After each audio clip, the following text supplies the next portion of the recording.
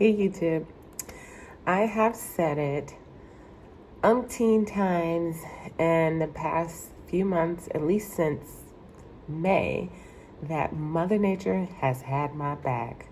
Old girl has been my tried and true.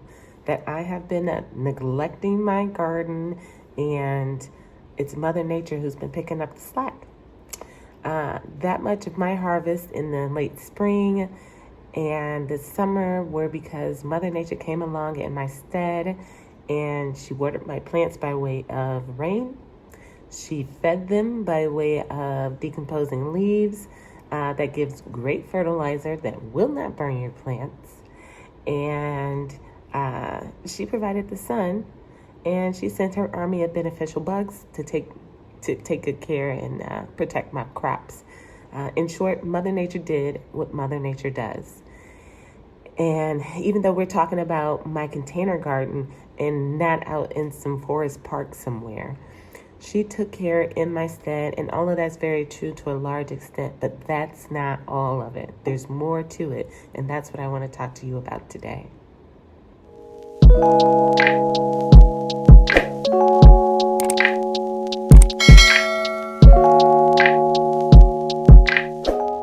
So to begin, let's talk about how nature deals with seeds.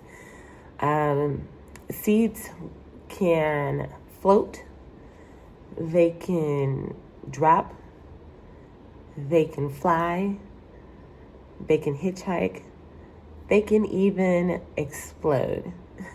Okay? Nature has many clever ways of spreading seeds because the plant's life depends on finding fertile ground in which to grow. The operative words in that statement being fertile ground in which to grow.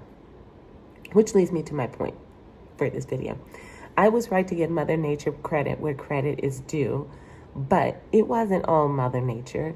You see, when the season began, before the season began, I had prepped my soil and amended my soil, right? I chose seeds and plants that will work for the season and in my zone or climate. Those are very important points that cannot be ignored. We can't overlook those because that means a lot. That goes a long way.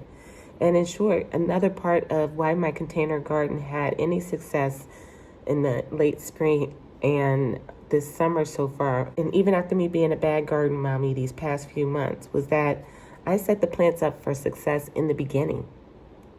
That's not to say that they wouldn't have survived anyway, but they certainly would not have thrived the way that some of them did.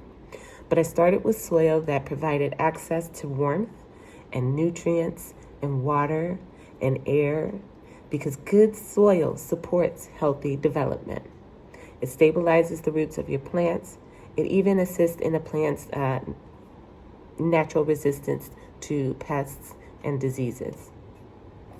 Case in point, a month ago, I bought 2 horseradish plants that I found on Facebook Marketplace, I believe, from the same woman at the same time for the same price, all right? They were the same size and in the same soil and the same size containers to begin with. Now take a look at them in this photo. There seems to be a little bit of browning on a few of the leaves, but overall they have a nice green color to them and they appear to be healthy. But then I took one of those horseradish plants and I transplanted it, and I gave it what I thought, I could provide, that I thought would help it thrive. I put it in a much larger container with some very good soil that I composted in place. Then I topped off with my homemade compost and some worm castings, which I spread within the top few inches of that soil. Fast forward 1 month, and here are those 2 plants today. Now, I don't know about you, but the difference in 1 month between the 2 plants was astounding to me.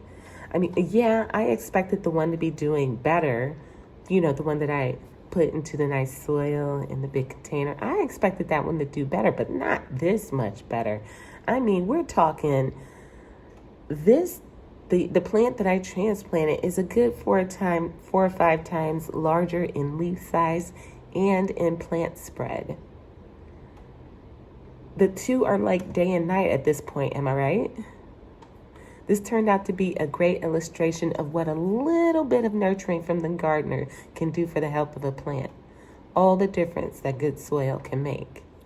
In general, my takeaway for you is that will you get results from dropping seeds and being hands off? Yeah, you probably will. Yeah. Plants want to grow and they want to spread. That's what they do. But if you want your garden to thrive, you got to get involved. You got to get your hands in the dirt. You ain't got to do what I've done. Maybe you're someone who prefers to buy your products from a big box store and all that. I tend to take the more natural approach. Plus, I'm cheap. But it doesn't matter. So long as you get involved in the life of your garden and remain present. One could almost argue that you're fortifying your relationship with your garden, same as you would with a friend.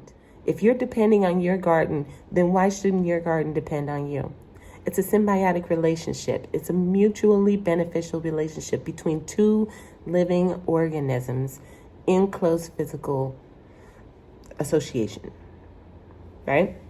So, all right, garden people, that's it for me. That's what I have to share with you today. As my wonderful, brilliant, beautiful mother would say, take what you want and leave the rest. Happy gardening.